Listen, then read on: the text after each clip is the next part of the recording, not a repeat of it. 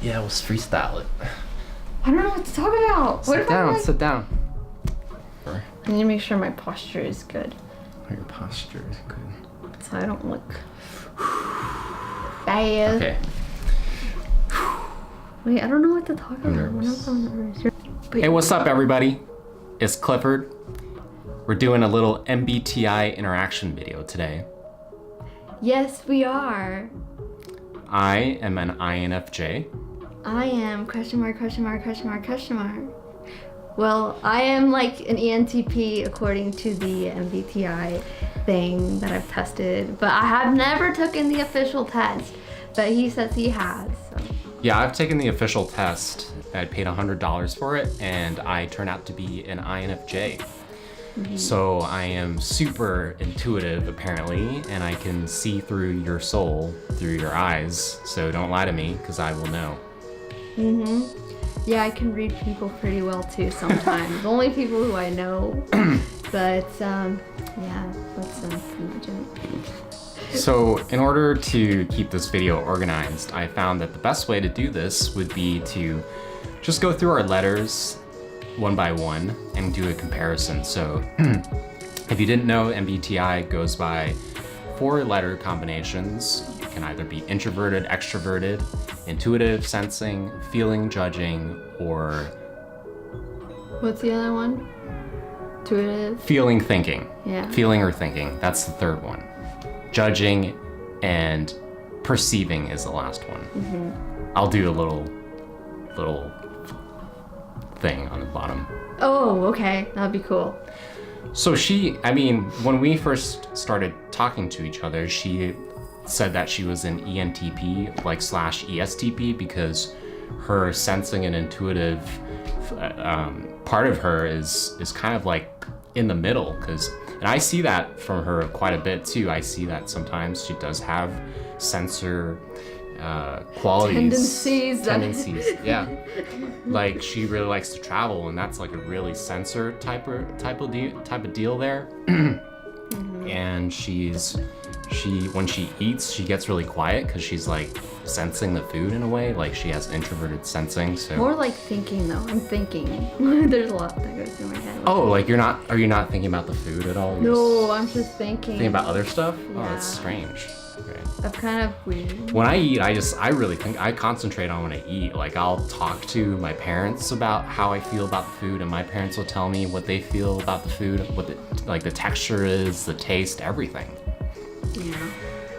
So let's start with introverted extraversion. So I'm introverted, so I get energy from being by myself and away from other people. That's how I recharge. But extroverts get their energy from being around other people.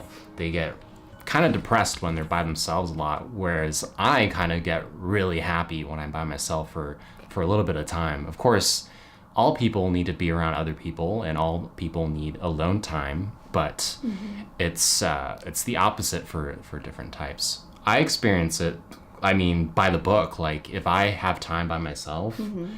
I get really energized, and I have like some of my biggest like inspirational moments and epiphanies when I'm by myself.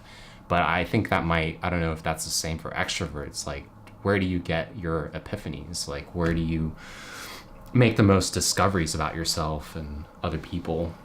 I think through interactions. Oh. I like to, I wouldn't say I'm like extremely extroverted. I think I'm kind of more in the middle, but I do tend to lean towards extroverted because I do like to hang out with people a lot more mm-hmm. than be alone. If I'm alone for too long, I do kind of get, I feel kind of lost in a way.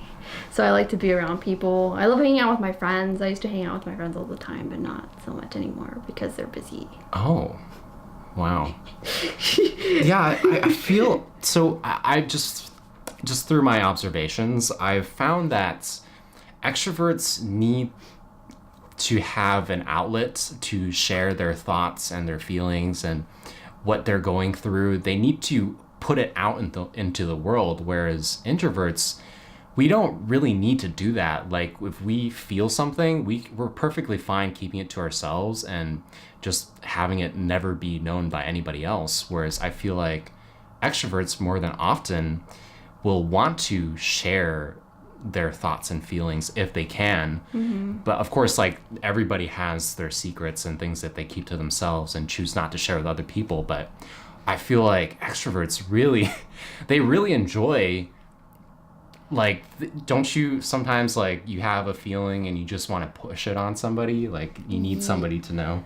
Yeah, I do that a lot. It's like a good thing, but then it's a bad thing because it just kind of like gets it off your shoulder and it like helps you vent. But then again, you don't want to be sharing like personal things that are too personal. Yeah, nobody does. But I tend to do that sometimes, and oops. Yeah, and I noticed this about, like, I feel like extroverts are really, they like to go onto social media and like write their thoughts, and I think a lot of us introverts will look through them and be like, why are you telling everybody about this? Like, you could just, you know... Are you talking about my Twitter? No, I mean, in general, like, I have people in my life that are extroverts, and they'll be on Facebook or Twitter or Instagram, and they'll tell their whole life story, and I'm like, that kind of takes away from the whole idea of having, you know, special moments in your life, is like telling everybody about it. Like, sometimes you don't need to, like, share what, I mean, I like social media. I feel like it's a really great thing that has been invented, and people are more connected, especially people who want to be finding their niche audience or finding people that are like them. It's much easier now than it was before. But at the same time, I feel like people are oversharing and try to find the better moments in life, or even share some of the more down moments. Be real. Like, you don't have to feel like you're keeping up an image all the time. Okay, let's move on to sensor. The next one is intuitive and sensing. I'm an intuitive, and Cindy is not sure. She's kind of in the middle, because she's like in the middle of sensing and intuitive. I'm more intuitive for sure, but I have tested as an ESTP once, and that was only once out of like all the other tests I've taken. Yeah. I've gotten like ENTP, or like I think once I got INTP, but I don't think I'm an INTP. Yeah. That's the thing. Like, this is why I highly recommend taking an official MBTI or going to an official MBTI practitioner. I see the bigger picture. I am constantly thinking about what could be rather than what is. And I think that's the biggest difference between sensors and intuitives, is that sensors are very concerned about what is here and now, what is practical, like what's happening right now. Like, I don't give a shit about your idea about the future and time travel. Like, what's happening right now? Like, it's snowing. Okay, let's go build a snowman. Let's do that. Do it. They're not concerned about... I was about to say they're not concerned about curing cancer. Those things they are, but like, they're not thinking too much ahead of time. I feel like as much as intuitives are. Oftentimes, a big flaw of mine is I'll be thinking about anything but the present moment, and that's really not good. Like, that's something that I admire about sensors, is that they're very present, and as a consequence, they're very disciplined as well. They're on track with their schedules, and they're doing everything according to their plans and really sticking to it. Whereas intuitive types can be head in the clouds sometimes, and I'll often like not think about what I'm doing at the present moment, like driving, which is very important. You have to be present when you're driving, because you can hurt yourself and other people. Yeah. How do you experience it? I just I'm always thinking about the future most of the time, I would say, and I'm just thinking about like, where will I be in a couple of years and whatnot. What are you doing? And I think about I'm like really nervous. Wait, hold on. Okay. Let's cut that out, okay? Yeah, I'll cut it out. Okay. So like, I think about the future a lot, and what else do I do? Oh my goodness, I can't think right now. But I think about the future, and then I don't have to worry also about messing up. I don't even know what to say. Like, I just lost my train of thought. Because I moved. Yes. Okay, I'll let you think. Let me check. I just want to do a check real quick. Cool. Yeah, so I think about the future a lot. And so what I do is like I'll think about like where will I be in a couple of years, or like, you know, what I'm doing now will affect like my future, and like how can I like make sure my future isn't ruined by my present timing too. And then I also sometimes it's like you don't want to think too much about the future because I think it can kind of bring your hopes down sometimes. Yeah. If you're just like, oh, this is gonna happen, and then it's like, blop.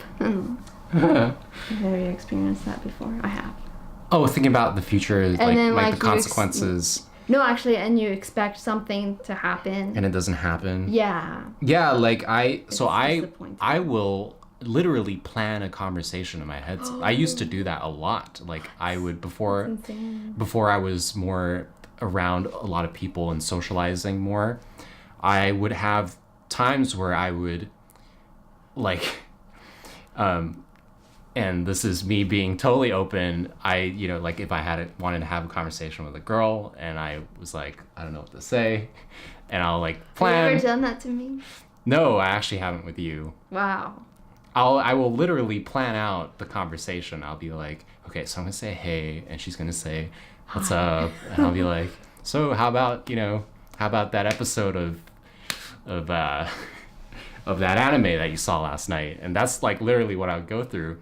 And I would start that conversation and she would respond with something totally not what I planned. No, yeah. And I would freeze up and I'd actually get a little bit angry at her for not sticking to that conversation plan. The script. And I'd just be like, all right, see you later. You gotta stick to the script. Yes. High standards. So what happens when your standards are a bit too high. Yeah, that's bad. And you get mad at people for not sticking to your standards. Yeah. Okay, so I think that's enough for intuitive and sensing. I want to go to thinking and feeling. Thinking and feeling. I am a feeler, so I feel a lot. I am very emotional. No, you're not. I'm more emotional than he is. Yeah, I honestly, like the first couple times I tested MBTI, like the online ones, sometimes they tell me that I'm an INTJ. And I wouldn't be surprised. And I think this is common for INFJs to mistype as INTJ. There's like a famous INFJ vlogger on YouTube. She was like, for the longest time, she was like, I'm an INTJ. I think a lot. I'm logical. And then turns out that she was actually an INFJ. And I'm not surprised because I feel oftentimes that when I'm around other feelers, I don't relate to how expressive they get. I'm not like super expressive. I am expressive, but not to the extent of some people. Like they'll get like really out there, like ENFPs or ESFPs. Like I get really put off by it. I'm like, why are you so open? Yeah, it's like a little bit too unstable for me, I feel. Ooh, I feel like I can be unstable sometimes too. But I think I'm a thinker because of like my interest maybe, and that's probably it. Because I'm like kind of pretty good. Yeah, I'm actually with mathematics. I'm really surprised that you are like into computer science and math.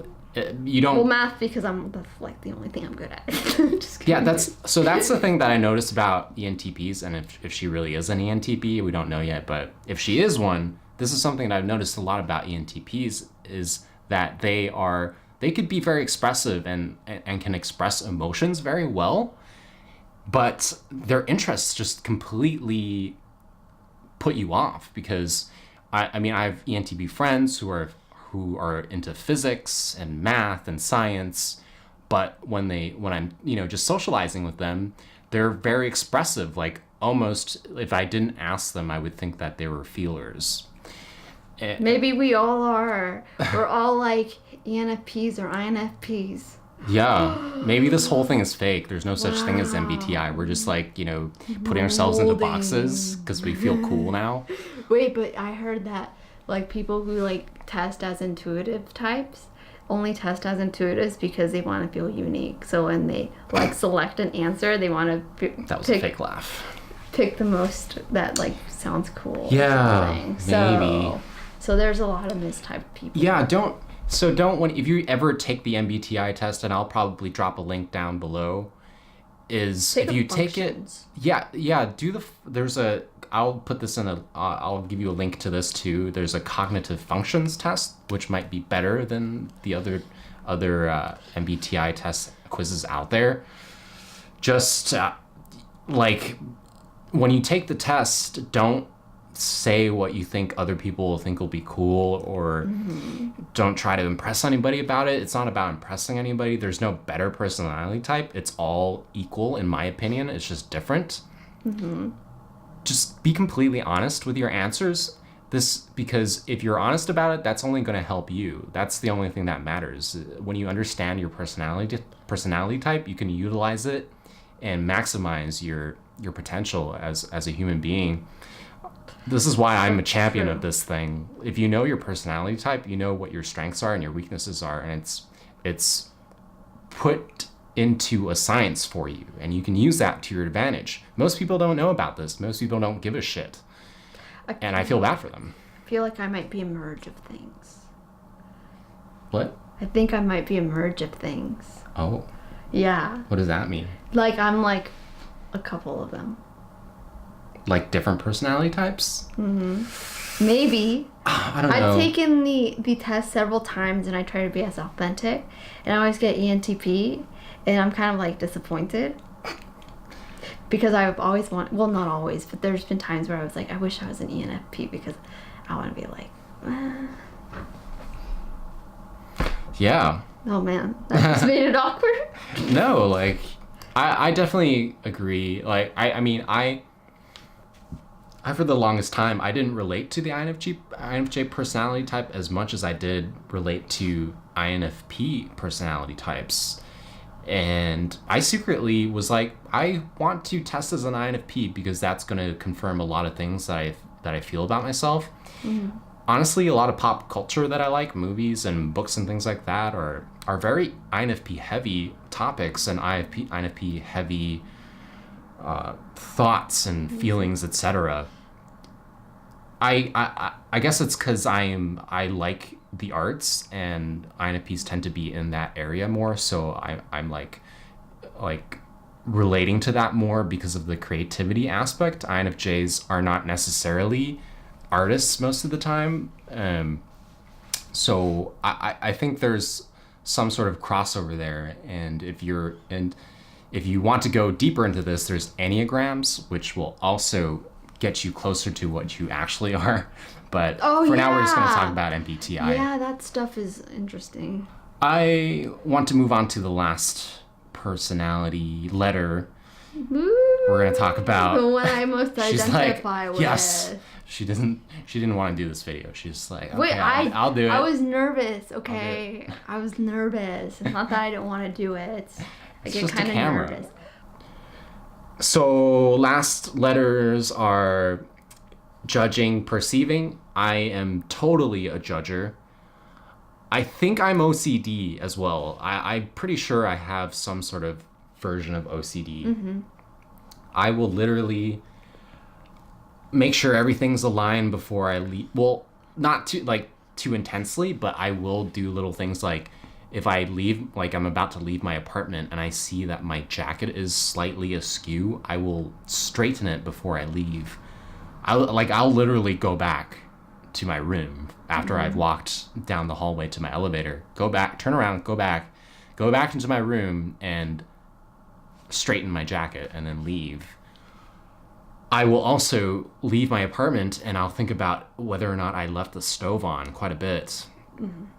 This is definitely something that I've thought about. I'm like, this is probably not healthy. So I'm more aware of this and being more rational about what I'm thinking, because I think judgers, we have a tendency that we can become OCD because of how controlled we want things and how planned we want things. I'm definitely a planner. I will plan things out. like I'll plan things far ahead of time, like almost a year ahead of time. Like I'll think about what my plans are for the next 5 to 10 years. I have those thoughts already.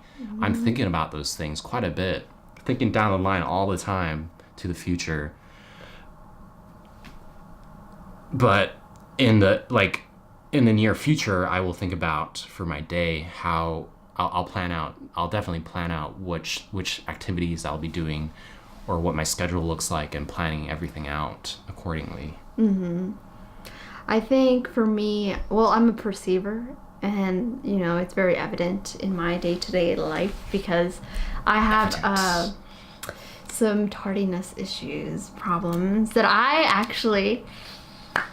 molded, and I changed that for you because I'm still a tardy person, when it comes to work and school and stuff.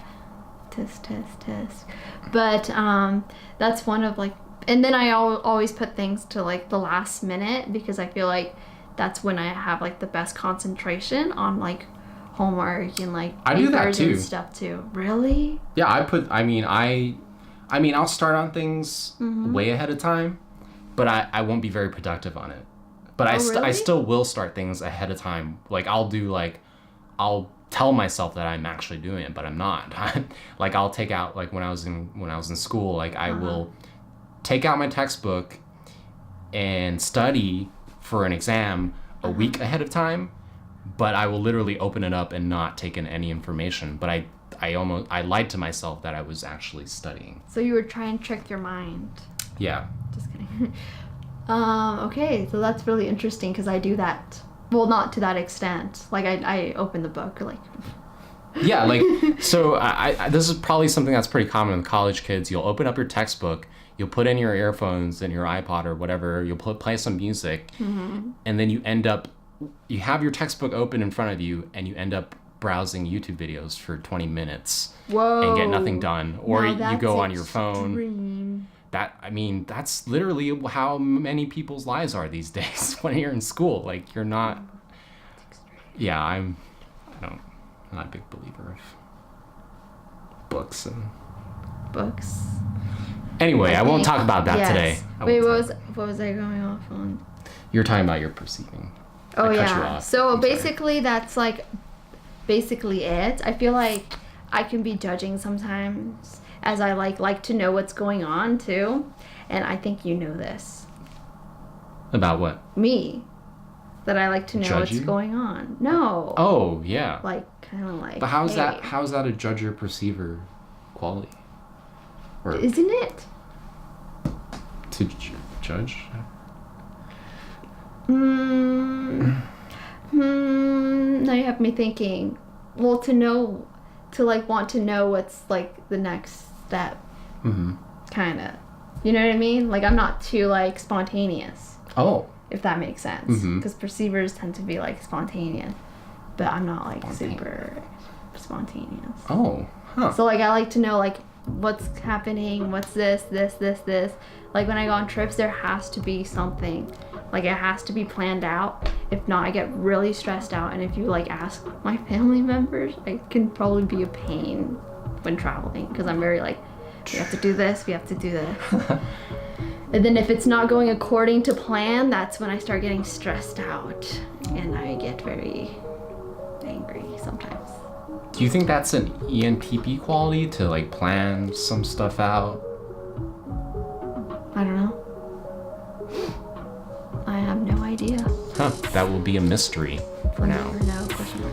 Cool. Well, that was me, INFJ Clifford, with Cindy here, who is quote-unquote ENTP, ESTP, we don't know. Wow, I'm definitely not an ESTP. Do I look like a Logan? Yeah, I think you're... I feel like you're an ENTP. I don't think you're anything else. I feel like, yeah. Too many things add up. I don't do too much sports. I think ESTPs do a lot of sports. Yeah, ESTPs love activity, physical activity. That's I only exercise, run. But I do that for my health. She works out, yeah. But, yeah, it's pretty standard. Yeah, it's not like I'm like, oh yeah. Yeah, ESTPs will be outside all day. They will do stuff every weekend, but that's I don't do that. I mean I go work out quite a bit, but I'm not always outdoors. Like I know that's a very sensor SE thing to do. I like to go outside a lot, But you I don't go can't. into nature. No, oh no. I feel like SE people love nature. They want to see beautiful mountains and hills. I love that too, but that's like my last priority. That's my like last function. Only recently discovering that side of me. Whoa. That's your last priority? Yeah. There's more things that I would do. Like there's things that I would do before going out into nature and climbing a hill. I love doing those type of things. Like I really want to go camping at some point, but it's not my priority. Like I'm perfectly fine waiting on it. But those SE type of activities, I do enjoy. See, I'm not like that at all. No. Like, no. Yeah, might be That's that really introverted interesting. sensing. I don't like. Okay. Anyway, So we're done. cool. That's all it was. Yeah. Watch this not be recording. Like the video if you liked it. If you really liked it, it's recording. Okay, here, let me go here. Okay, it's like 1 month later, but a lot of audio went missing on the video, but that's it. Now you understand a little bit more about INFJs and ENTPs, and you saw a little bit of an interaction between two of those types. Still a question mark on an ENTP, but whatever. Thanks for watching. I'll see you next week. Bye. Thank you. Bye.